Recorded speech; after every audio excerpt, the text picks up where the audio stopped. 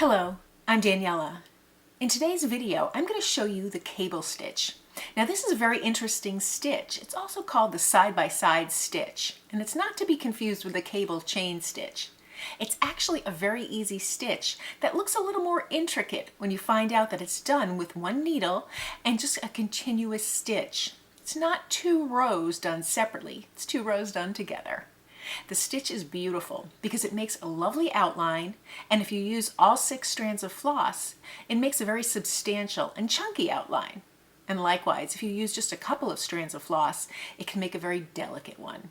So it's a very versatile stitch. It's also perfect for making straight lines and curves, so it makes gorgeous circles. As if you know me, you know I love to stitch in circles.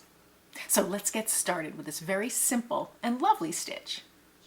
So I wanted to show you how to stitch the cable stitch. Now here's the cable stitch. I have it in 2 different colors of purple. It's really interesting and textured. These are 6 strands of floss used to make this stitch, and it's a very simple stitch. It's stitched close together, kind of almost overlapping, or that's how it appears, and it reminds me of a knit sweater, but of course we're doing it with embroidery, and it gives a very interesting result. Now this stitch is really great for making straight lines, making outlines, and even circles. Just like with a back stitch or any type of stitch, when you make circles, you'll want to make smaller stitches.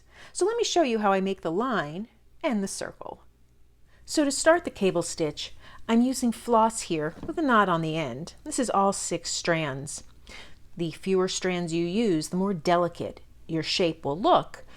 I happen to like using the cable stitch for a really chunky stitch, so that's why I like using the 6 strands. Now to start your stitch, you're going to start at the beginning, and I sketched a line here just because it makes it easy for you to see where I'm going with this. So I start over here and I make this stitch from left to right. I'll come up and I'll choose the length of my stitch. Now for a straight line, or even a line with a very slight curve, you can make any size stitch. So I'm going to stitch down here. For the purposes of the video, I'm going to make a little loop just so you can see the stitches. The more comfortable you become at this, the fewer little loops you have to make. So here's the loop for the first stitch. Now I want the second stitch to be just above it, to look like a cable knit. So I'm going to come up just barely above the line. I don't want it to be on the line, just barely above the line. And I'm going to make the same size stitch, pulling this one taut, so that it will extend just about halfway. So I'm splitting the stitch in half distance and going the other half. Again, keeping it just barely above that line. I make my loop, and then I come back down on my first stitch right by where I ended that first stitch. Now I want that loop to go over it. I don't want to stitch through that loop. So now I'll flip my loop to the other side, and I can pull that snug, and you can see that now I'm going to make another stitch, again extending it the same length of the stitch just past that. So I can pull it snug, and I can even pull the entire loop snug, but this way you can see where I'm coming through.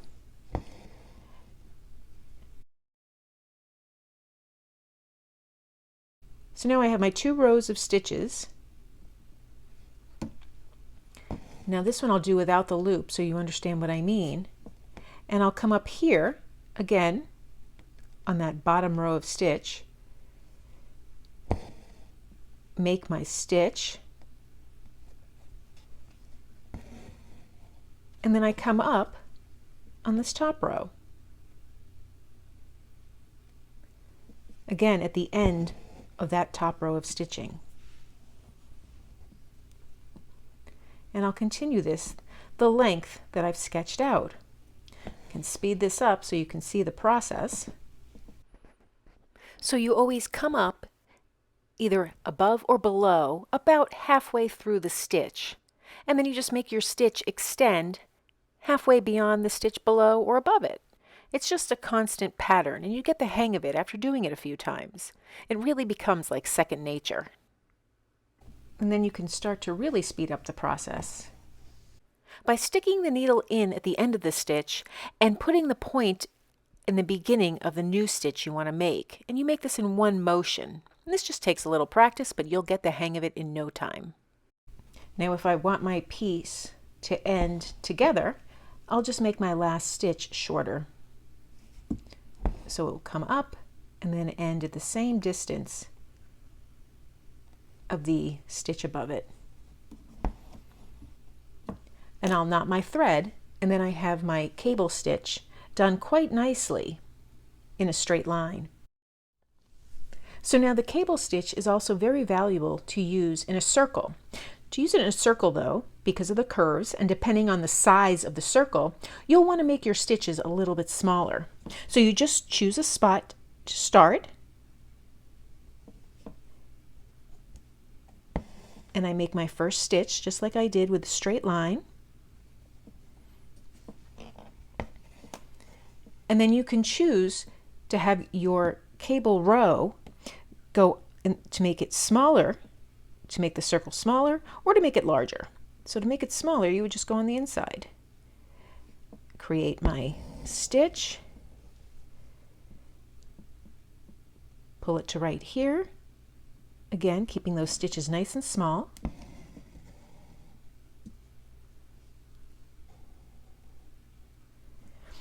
Then I come up here by my first stitch and continue to follow that line. It's kind of like alternating stitches, and sometimes they're called side-by-side stitches. It's not to be confused with a cable chain stitch. This is just the cable stitch.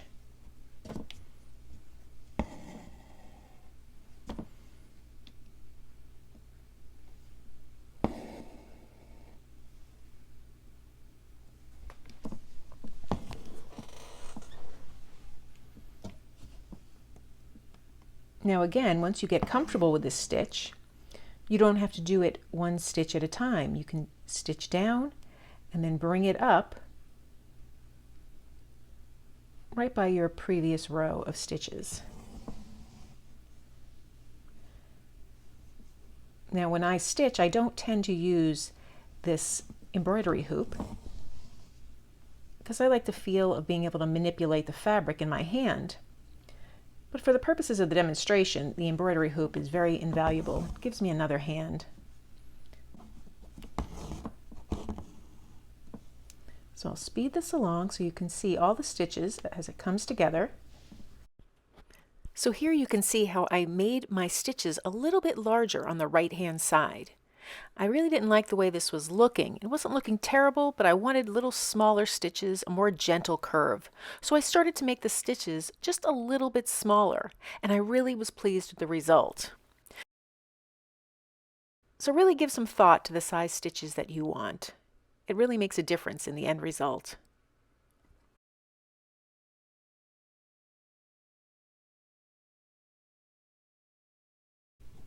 So as you come to the end of your circle, you just want to kind of gauge how many stitches it will take to finish it up neatly. So right here, I'm going to take 2 more stitches on the outer ring and maybe 2 more or 3 more on the inner. Just want to keep this nice and neat.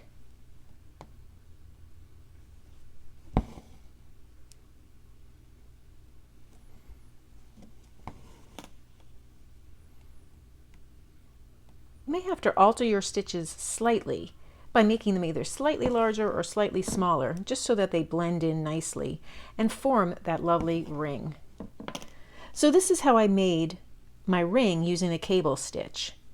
I love to stitch circles, and so this is quite valuable, and it gives a very interesting effect, just like 2 rows of straight stitches or running stitches, but because they're so close together, it's quite striking, and it really stands out for making an outline of a shape. So that's how I make the cable stitch. It's a great stitch to use in your embroidery, and it's perfect for slow stitching.